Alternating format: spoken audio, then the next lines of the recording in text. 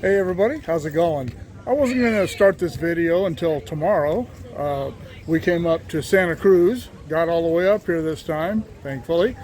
And it's my daughter Camilla's birthday weekend, so we took her to lunch and then dropped her, she and her sister off at their mom's house here. They live up the road in Capitola here.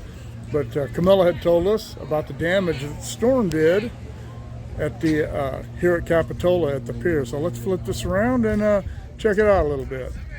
All right, this is the Capitola Pier at the State Beach, and you can see right there the storms, the winter storms we had this year wiped this pier out. I've actually gone out there. There's a restaurant out there and a bar, as I remember. We went out there and had dinner one time. I don't remember which time I was up here, but yeah, it's a mess. Whoops, sorry about that. But yeah, you can see that no word on when they plan on getting that fixed, according to Camilla. But yeah, darn shame. But it is a beautiful day in Santa Cruz. I don't know what the temperature is. It's supposed to be around 70. That feels about right. Weather's always pretty nice up here, except obviously this past winter. It's really crowded up here. We started to come up in July. We couldn't even get past Hollister for all the traffic. It was stopped at a dead stop on every road leading out of Hollister coming towards the coast. So we turned around and went home and just rescheduled the trip for this weekend. And as crowded as it is up here today, the beach isn't crowded, but as crowded as it is, I'll bet it was an absolute disaster that weekend. There's Jennifer. Zayden, he wanted to come down here and get in the water. A little short clip for my landlocked friends who don't get to see the Pacific Ocean very often, if ever. This is at Capitola State Beach, which is just below Santa Cruz. Zayden out there. That one was full of kelp. Whoa.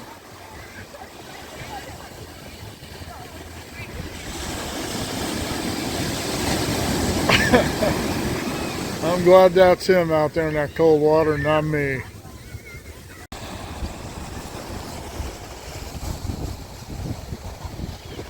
Well, it ain't Maui, but they gotta take what they can, I guess. All right, well, it's tomorrow and we're all at the Boardwalk. All trying to squeeze in, everybody get their 15 minutes. But yeah, we're at the Boardwalk here at Santa Cruz, and we still have about an hour and a half before the train leaves. So we're gonna walk around, see if we can't spend another $500 or $600. But beautiful day. The Hurricane Hillary is not coming this far north. It's supposed to be 81 here today in Santa Cruz, which is actually pretty warm for up here, isn't it, Pi? But beautiful, absolutely beautiful. And looking forward to the whole beach train experience, going up to Roaring Camp, and so all right, let's see what happens next. Everybody say good morning. Good morning. Or something. All right, well, we decided to do the sky buckets before we got going. The train is here already, but we still have an hour before it leaves. So, and this is a one-way ride on the sky bucket. So we get down to the other end, then we got to walk all the way back. I can't imagine it's more than a 5-minute ride, so we got plenty of time. Looking out over Santa Cruz, it's such a beautiful day. The storm wasn't expected to come this far north, and it certainly doesn't look like it. Seas are calm. But anyway, here we are on the Santa Cruz Boardwalk, enjoying a relaxing ride. It's been a long time since we've since really any of the rides have been open. The last few times we've come up here has been in the winter or late fall, and very few of these rides are open at that time. So yeah, kind of neat. This guy here. What a boring job. You do that every day.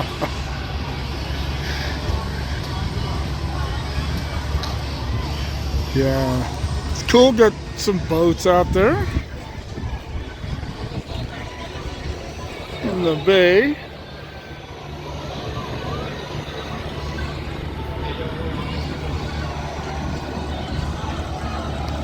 Some of the other rides are going on. Yeah, we don't need anything like that just after breakfast.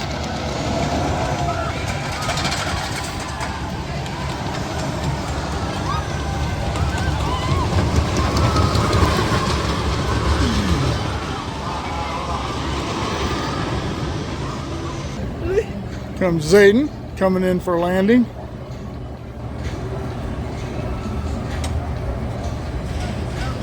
Success. Did it without getting hit in the head with anything. Well, I wanted to get the locomotive pulling in to hook up, but got hung up over there waiting in line for people to do some other stuff, so I missed it. But anyhow, here comes I should say this is the train. We'll be taken out to up to Roaring Camp. Board here in about a half an hour. All right. Looking down the boardwalk back that way, back the way we'll be going. All right, well, this is Jason. He is the engineer on the, this is Al Smith, is that what this is? Yeah, it's the 2600. This is Al Smith. What kind of locomotive is this? Santa Fe CF7. All right, I'm not very conversant with locomotive types. I was on the ground. But yeah, they agreed to let Zayden and I come up here and look around, give everybody a little shot before we get going. Looking back down the train there. And how long have you been with, have you been doing this? I've been with Roaring Camp 12 years. 12 years, cool. We did the forest train a couple of years ago. Oh yeah, the steam. Yeah, but this was off season at the time. Yeah, we usually run this weekends starting in April, and then it's weekends until like June, or early part of June. Then we go 7 days a week, June to middle of August. We just actually, this is our first week of just going to just weekends, but we're going to be doing weekends until October. Cool. Well, I'm glad we were able to catch it, and I will put a link in the description below to the website for Roaring Camp. So if you're up here, the force train runs all year, doesn't it? It does. Well, the steam runs sometimes one trip a day once we get into it's like November, and then there's a time in first part of, I guess it's December through January, we kind of go to like a little diesel engine. Well, I'm glad I caught the steam. Where it doesn't, but generally the narrow gauge to some extent, even if it's not steam, runs every day. Okay. Other than Christmas and holidays and well, stuff. Thanksgiving it does run. Well, if you're ever in the Santa Cruz area, you want to check these out. Look up, as I said, I'll put the description or the link in the description below for the Roaring Camp Big Trees Railroad. All right. Well, I sure appreciate you letting us come up here. Oh, no problem. All right. We'll see you. We'll see you around. All right. Well, we're on the train, getting ready to leave here, and we'll see if it actually leaves in 1 minute. But please place personal items underneath the bench you're seated on. The benches can be used as a flotation device.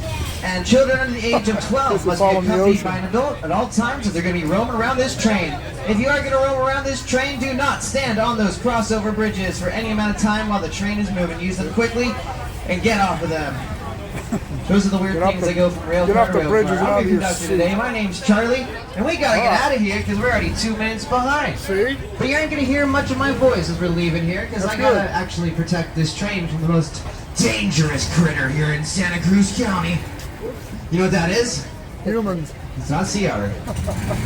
It's teenagers. That's right, teenagers. They're always trying to hop on this train. Well, we'll see what happens in the train. Nothing more dangerous in the world. Got the bell going. Yep, here we go.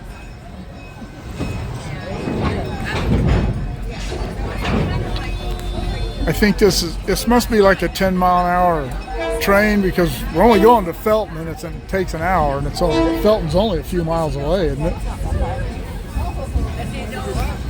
And this is my daughter Camilla. She lives here. She doesn't know where anything is or how to get to them.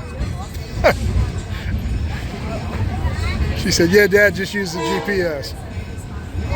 Say hi, Ariel. Zayden, say hi. Hi, folks. Okay, we got everybody involved now.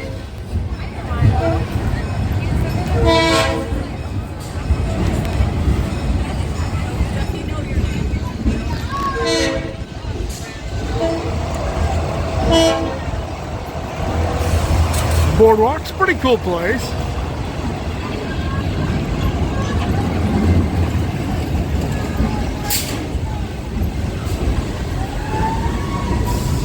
As you saw from the skybuck, it's got the whole carnival thing going on, especially this time of year. Gonna do some street running here.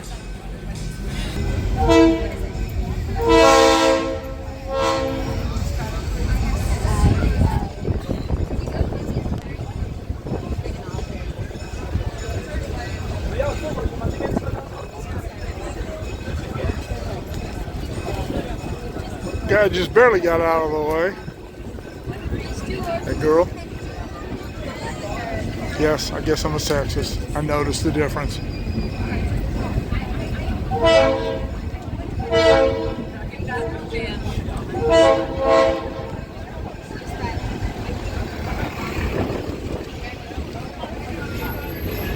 Santa Cruz Pier. We'll go out there and check that out once we get back.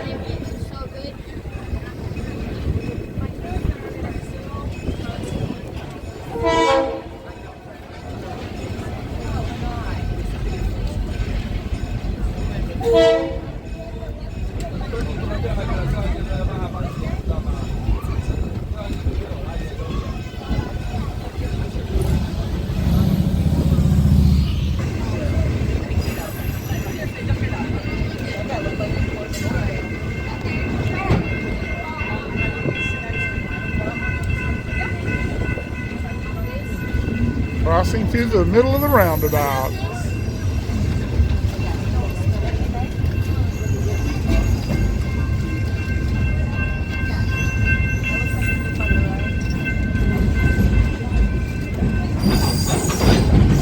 I don't actually know a lot about the history of this piece of the railroad. I've had a few different people tell me a few different names of what it was, but doing a little bit of research last night, it was originally the Santa Cruz Railroad or Railway. It was taken over, acquired by Southern Pacific. I don't remember when, but north of the, or I'm sorry, south of the Boardwalk, back that way where we boarded, is a what's going on here? Is a another bridge. It's abandoned beyond that right now. Not technically abandoned. The piece I read said that they were going to Santa Cruz acquired it, and they're going to try to run these trains back to Capitola again across the huge trestle there at Capitola, which I got some stills of. I'll stick those in here. I don't know why I didn't take any video of it last night when we were down there.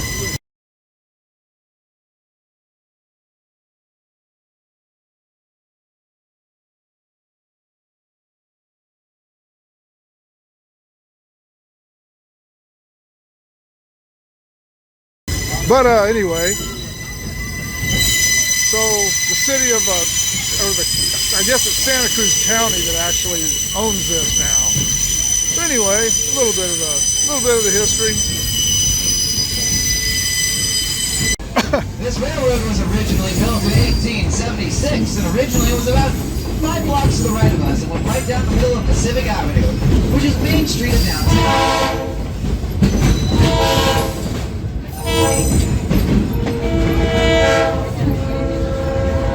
Hey, man, he's running a red light. Santa Cruz and Felton Railroad first started running their steam engines down Main Street of downtown. It didn't take long for people to figure out that steam engines and horses don't really get along too well at all, actually.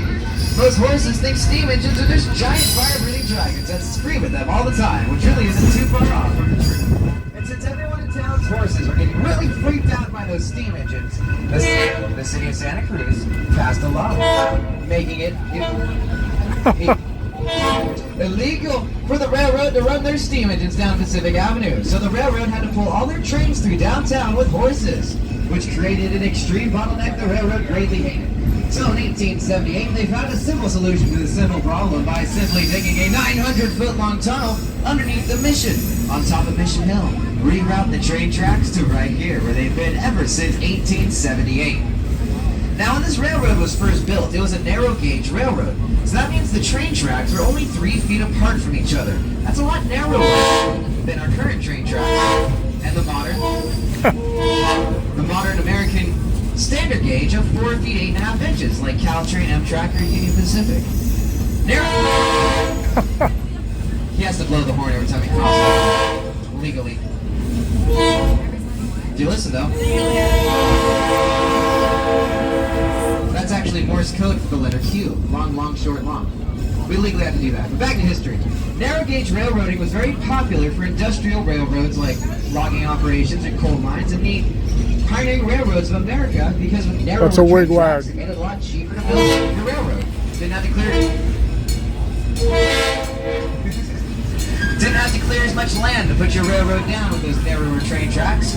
You can also have tighter turns and steeper grades, and that's how this railroad was originally built, as a narrow gauge railroad.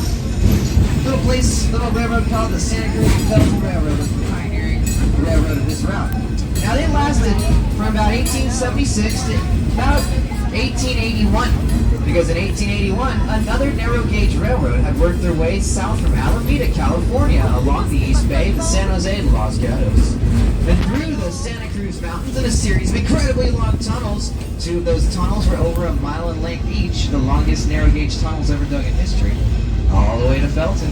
Once the South Pacific Coast Railroad had worked their way into Felton, well, they simply bought the Santa Cruz.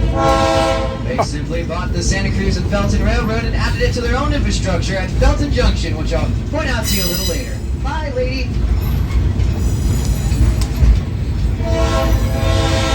She's a nice lady. She always likes to wave at the train. By the way, if you see anyone waving at you, be sure to give them a nice, happy wave back, because, like them. Hi, Ellie. She's always been waving at the train since she was knee-high to the grass out of the South Pacific Coast Railroad, now having a completed route from Alameda, California to the beautiful beach here in Santa Cruz, that became the most successful narrow gauge railroad in history. But they didn't last that long. I'll tell you what happened next, though. After we passed through this 900-foot-long tunnel, that's right, it's about to get very dark on this train. You may want to take a seat or hold on to something and keep anything you value inside the rail car as we pass through this 900-foot-long tunnel, including your head, hands, face, feet, elbows, backpacks, jackets, hats. Keep it all inside the rail car. Here we go.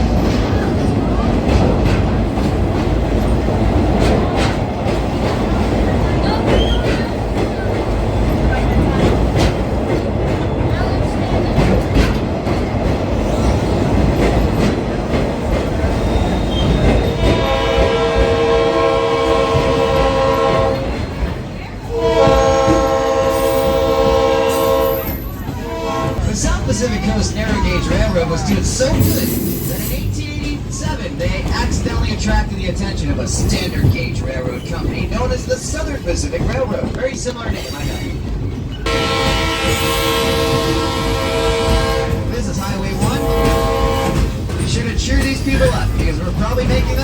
something. Give him a nice happy wave. There you go, just like that. Wave. Usually the southbound people are happier than the northbound. Let's see. Oh, they're waving too. All right. Going to it now is number one. Perfect.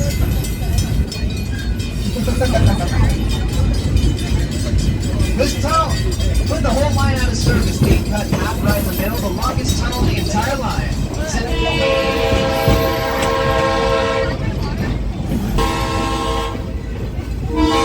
You bet I am.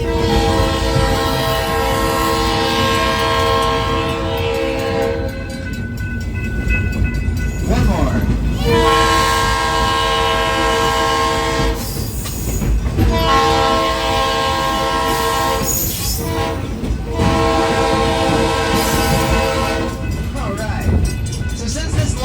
Owned by a standard gauge company, they thought it'd be silly to redig that tunnel as a narrow gauge tunnel. So they took this opportunity while the line was down in 1906 after that earthquake to redig all those tunnels in the Santa Cruz mountains and straighten out some of the curves.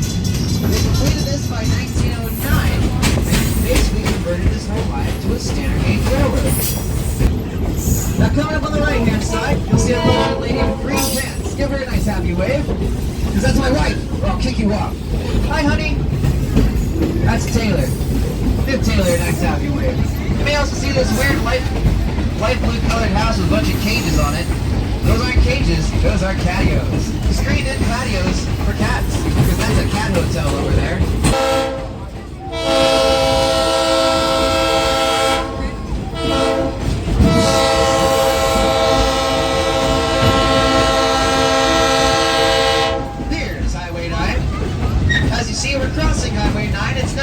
On the left, but Highway 9 didn't always used to be above us on the left. Before 1930, Highway 9 continued off the right-hand side of the train. In fact, in a moment, once we pass this big dirt hill the first car is passing, if you look down the hill to the right, you'll see a little dirt path that follows the railroad about 30 feet below us. That is the original route of Highway 9 from before 1930. Highway 9 used to cross over right where these redwood trees are on the right-hand side above us. There used to be a bridge that turned into the current route. If you look up that hill behind us, you can actually see the old route of Highway 9 coming down the hill. But our train is now merged into a ghost town. This is the ghost town of Rincon. It's hard to see, but there's a river down there. You say that was the San Lorenzo? Is that what he said? I think, yeah, they did. It's a river that runs through Santa Cruz.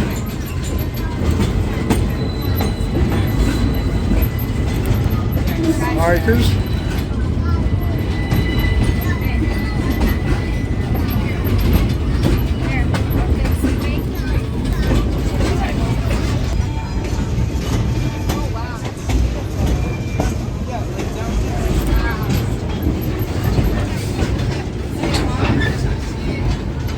Once you pass the view, coming up on the left-hand side will be a big retaining wall with a bunch of ugly graffiti on it.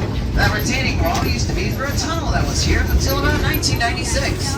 In 1996, however, we had a very harsh storm and someone slept inside our tunnel to seek shelter from that storm, which really wasn't a bad idea. I probably would have done the same thing myself. But then they did something less intelligent. They lit a fire to stay warm on the wooden ties of our train tracks in a wooden tunnel and lit the whole thing on fire, burning it to the ground, forcing us to dig out the original right-of-way of the Santa Cruz and Felton Railroad. This next left-hand turn was only ever designed for narrow-gauge train cars. So as we make this next left-hand turn, your rail cars may make some absolutely horrendous sounds. I'm sorry, I can't do nothing about physics, ladies and gentlemen, but I try, I really do. Used to be a tunnel there. He was talking about that got burned up. Look carefully.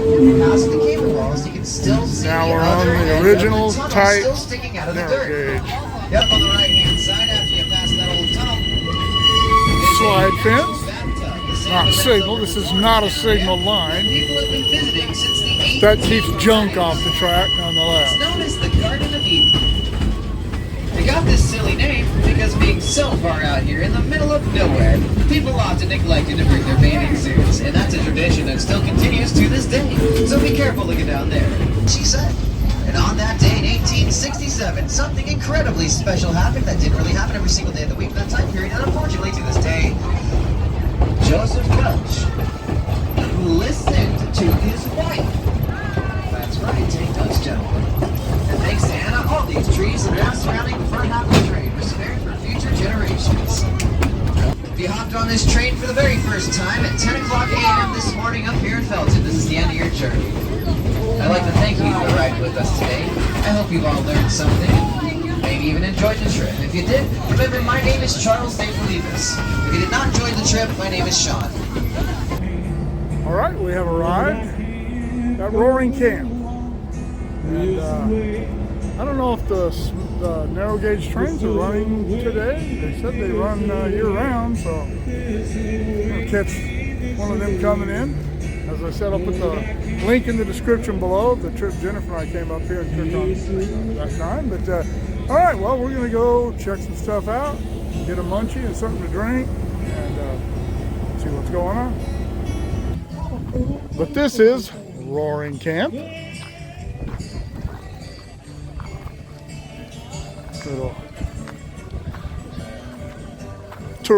little tourist trap, but that's cool. We're tourists, and we don't mind being trapped. That's why we brought plenty of credit cards. Oh, I cracked myself up.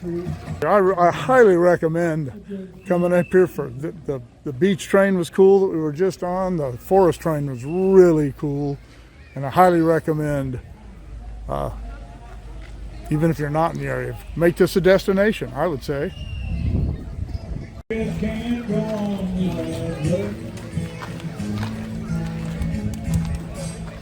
Ariel. Whoa! Ariel and Camilla, and I don't know if I mentioned it, but it is Camilla's birthday weekend. Her birthday was Friday, and as I often do, I had their birthdays confused. I thought it was Ariel's birthday all day. Ariel's birthday is the 22nd, so I still have to remember to say happy birthday to her. I have a really cool photograph I'll drop in here of the train taking on water at the tank and blowing off steam. I don't know what they call that procedure when they do that.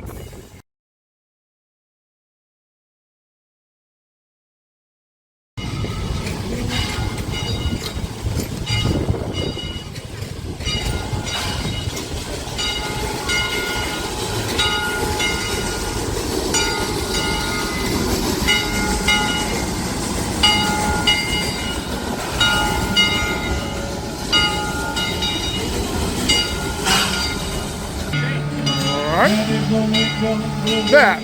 Somebody explain what that is. That's what they're doing. It was chilly up here that day, so it was really dramatic looking.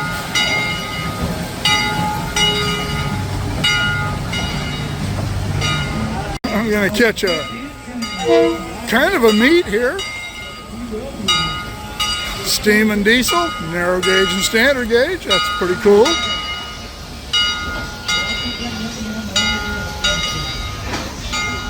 Looks like they're going to water up, but we'll get a video of that.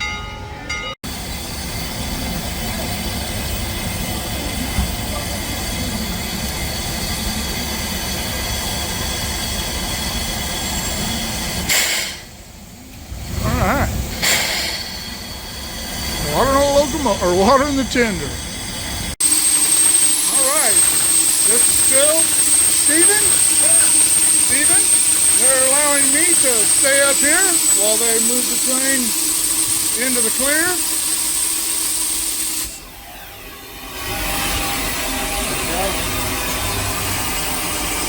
What type of locomotive is this? It's a Heisler locomotive. Heisler? Yeah. Oldest operating one in the world, built in 1899. Very cool.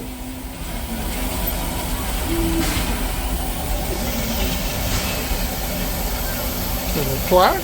Let those who operate the locomotive number 2 honor the memory of Charlie Hoyle. Diamond in the rough. Probably a smart character, I tell ya. He's a Southern Pacific Steam guy, Heisler, out of San Jose. And as you folks all know, I was in the signal department, and I am not that conversant with locomotive types, especially steam, but One thing I always thought is that it must be hot in here, and it is. Definitely warm. The heater's working pretty good. Yeah, probably really nice in the wintertime. Yeah.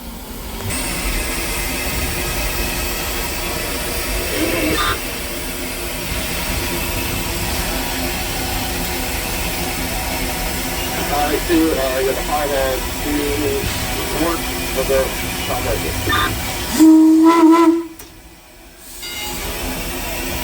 Got a couple people crossing right here. There we go.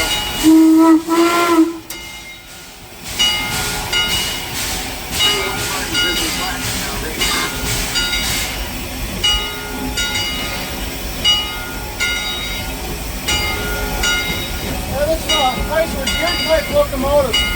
What's that? This is a Heisler gear type locomotive. They're used quite extensively in the logging industry. This one here was close to a logging career on the West Side Lumber Company out of Tuolumne, California. Awesome. Love the history. It came here in 1963. It's been here ever since. How long have you been working with this? Too long. I've been working on steam over 40 years. Staying for 40 years. Awesome. How long you been with Roaring Camp? My son grew up here. Oh, really? This is my home road. Wow. Awesome. How about you? How long you been working with this steam stuff? Oh, about 18 years or so. Awesome. Yeah. Now, are you both employees here, or is this volunteer stuff? Oh no, we're employed. Oh, that's awesome. We're in the South Bay. Awesome. Yeah. That is really cool.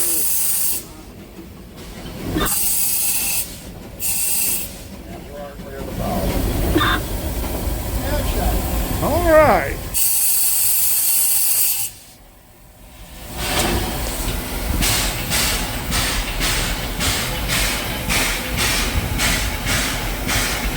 Very cool. Clear, another train's coming off the mountain right now. What's that? We have to get in the clear because another train's coming off the mountain. Oh.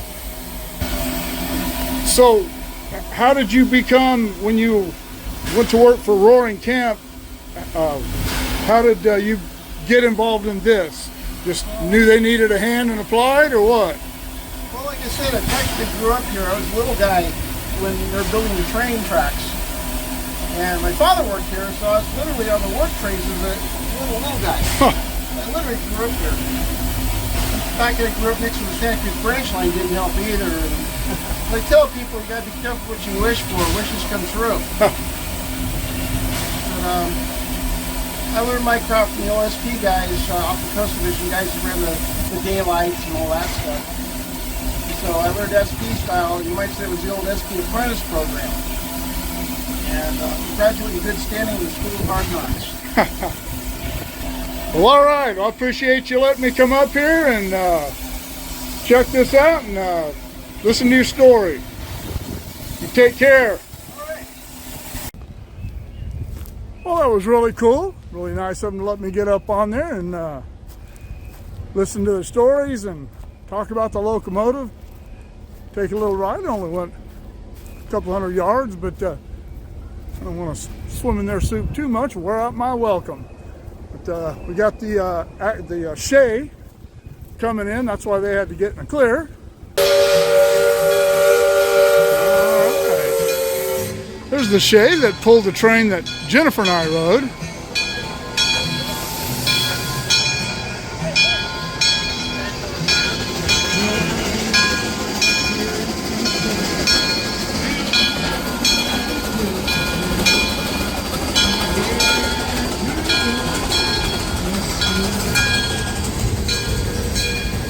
That thing's packed.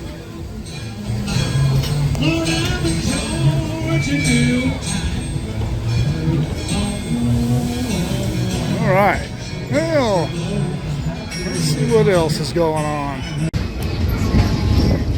See the swimmers and vacationers down there in the canyon. I guess this is a really popular place to come, and I can see why.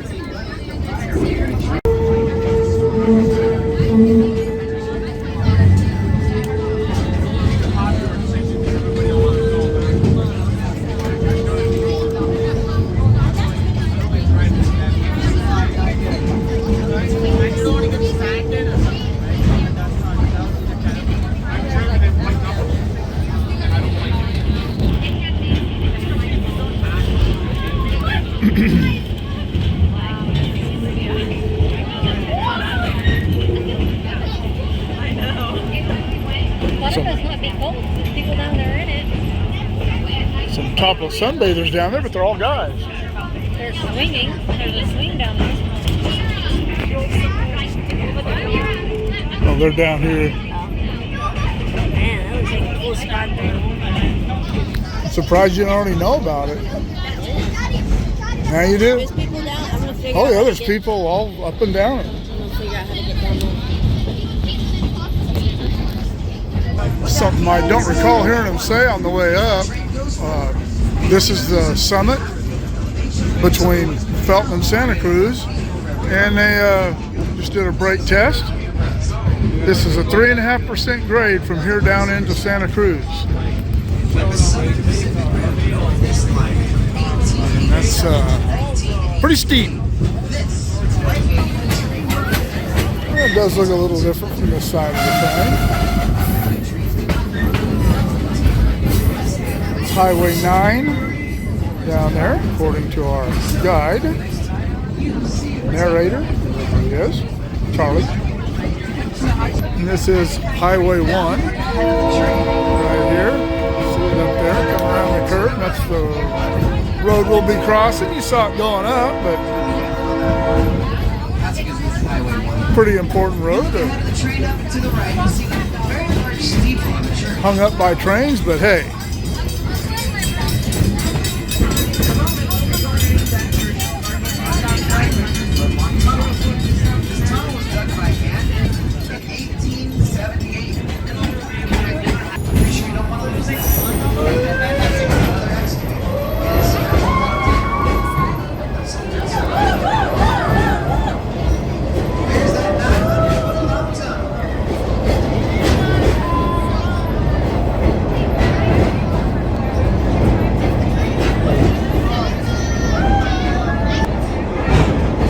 See that wall right there, how close it is. That's about how most tunnels are. That is why you should never, ever, ever enter a tunnel unless you have some sort of on-track protection, or you are absolutely certain you are on an abandoned line.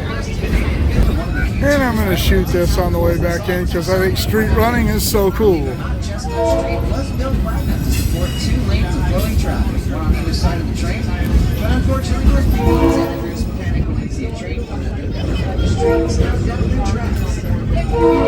You know, this has got to be cool for people who aren't used to seeing this. Also on this street, you're in for a treat, because on the left-hand side we have these ancient crossing signals known as wigwag signals. There's only a handful of these wigwag signals left in the United States. It's still operating. If you're on Chestnut Street, you're unfortunately Going on to the Y right now. We're gonna turn the train around, back it up to the boardwalk.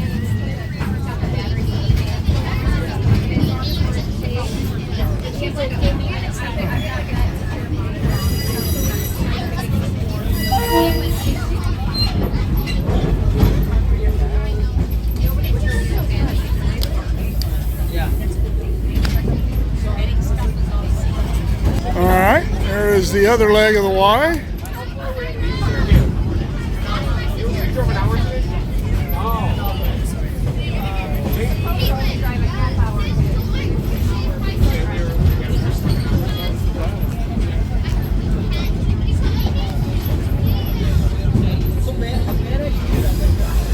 For those of you who don't know, a Y is what they used to turn trains around in the absence of a turntable. I should say they used to turn steam locomotives around. And in this case, they're going to use this Y to turn this whole train around, back it, like I said, back it into the boardwalk. Looks like they're getting ready to build some sort of a retaining wall there. Jennifer pointed that out.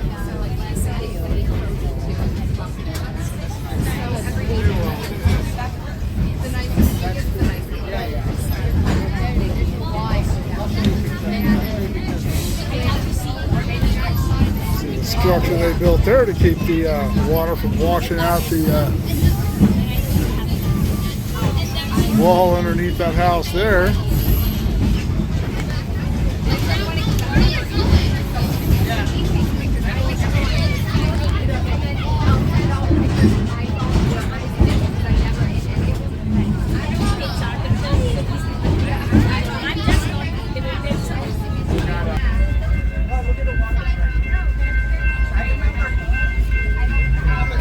to the boardwalk.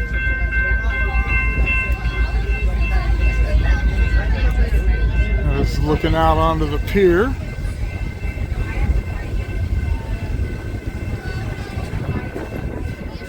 You can drive out there and park, but it costs. I'm already spending enough money on parking. We may walk out there. Zayden wants to go swimming again.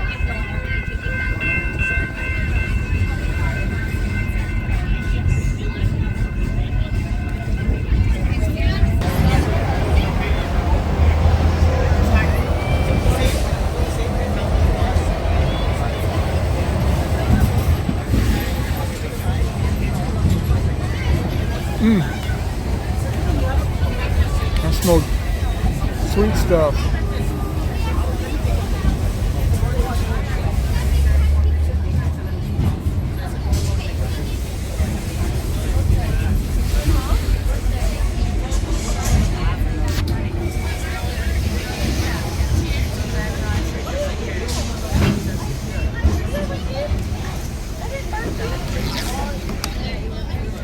All right, well, that is the end of the line.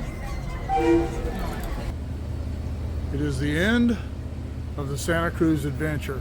Had a lot of fun, did the train, did the bucket ride that you saw, then we went to the haunted, under the boardwalk thing, the haunted, not a mansion, whatever, haunted walk. It wasn't lame, it was pretty fun, wasn't really scary, but we are here at Camilla's place and saying goodbye to my pie. Come here. Love you, girlie. Ooh. Don't anymore now, my lip hurts. All right, well, I hope you enjoyed tagging along with us. It was a good time. Been a long day, everybody's tired, and we are going, A little sunburn. and sunburned, yeah, all the pale skins. But so anyway, we're gonna get out of here. Hope you enjoyed it. Keep shooting me the ideas. Drop in the comments below. Shoot me an email at motorpoet59@gmail.com. Like, share, subscribe, click on the bell if you want to be notified of future content. And we see you later. Just playing with my butt. Bye. Does everybody say bye? Bye. All right.